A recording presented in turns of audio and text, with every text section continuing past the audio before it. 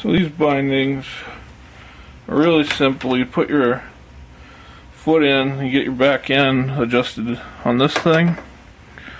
Pretty simple there, you know, that's your back strap. Anyhow, then you just put your foot in. Let's see, this allows it to slide through. Oh, I see. There's a way to push this. Okay, push that up and then it slides through. It'll slide either way, or you can ratchet them down.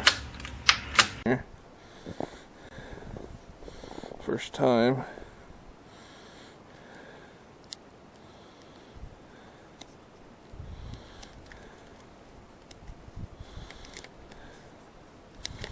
Let's try opening that one.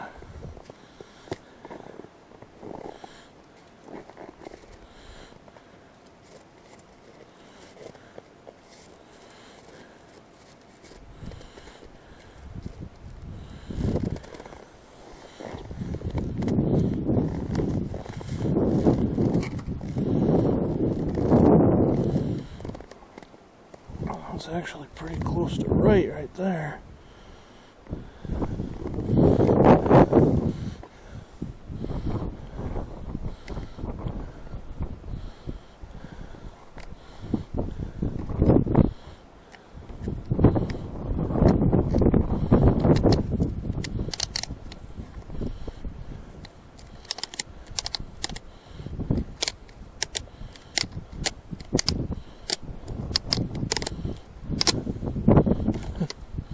These are a bit long. That's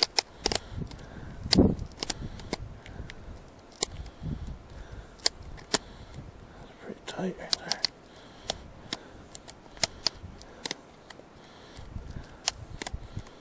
That's pretty good.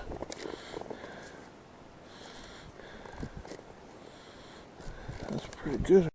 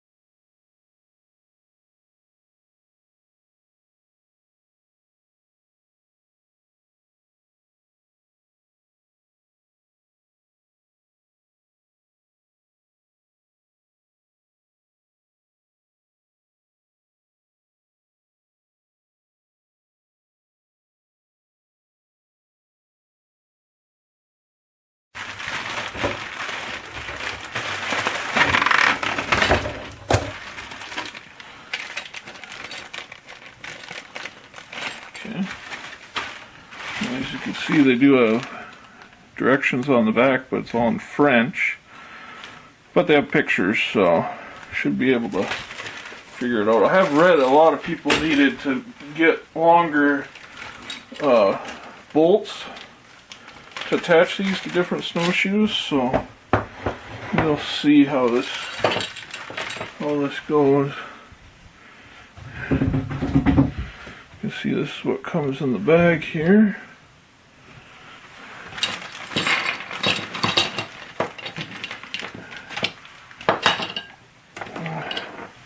These are kind of nice. I think they're aluminum. They might be steel, I'm not sure. I think I have a magnet laying right here right now. Maybe they're steel. Hard to tell. Anyhow, those go underneath, help you climb stuff. Alright, I just wanted to show you here how I attached these bindings. As you can see, I already have the one attached. I had to find some big washers and some longer bolts. A lot of people suggested adding washers onto these. I ended up using some roofing washers that have it's a stainless steel washer then with a rubber gasket behind, and then just a longer bolt because the bolts weren't long enough. So as you can see, I slid that strap under there. Now I'm pushing the bolt through from the top side through the strap, and then I'll bend over the strap, as you can see, and push it onto the bolt, and then put the nut on and put some Loctite on the nut here, put it on, and then I add a little bit of extra Loctite on it just to be certain it's good. Now, I don't know if you could notice this, but on this particular snowshoe, the weave was detrimental, and if you look now, you can see that the strap is actually going to hit the weave. The weave is in between the strap there, where I'm tightening it down. So what I ended up having to do is I actually cut that piece of wire on the weave and rerouted it off to the side so that it would not be in the way, and I just reattached it together with a wire clamp. So I got these pretty tight, but just loose enough so that you know, they still hinge.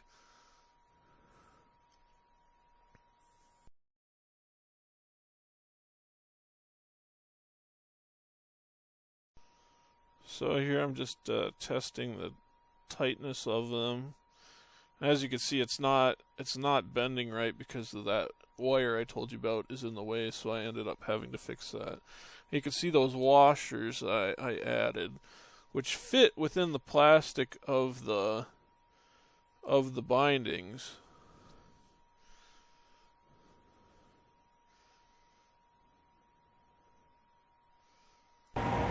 Okay, here you can see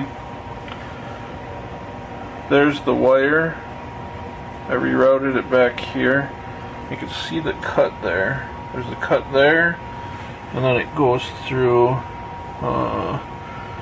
and you can't really see it. I think it's on the other side. Yeah, there it is. So there's the other cut. So I just, both cut pieces overlap, and then it's also going around a couple pieces of the snowshoe, other snowshoe wire. So it's basically 4 pieces of the wire attached together very tightly, and that allows the snowshoe the binding to flex properly. Otherwise, that wire where it was going across right here was causing binding. As you can see, the other one is fine. It's wide enough that it allows it to flex here. And the other snowshoe, I didn't have to modify at all. It had a different pattern. It had the opening larger here, so I didn't have to modify that one at all. And yeah, they've seem to be working pretty good so far. Haven't had any issues. You see a little marking here from a little bit of wear maybe. I might add a washer. I don't know if that would make any difference. It'll probably just wear out after a while, and I'll have to flip this strap around since it's the same on the other end. And yeah.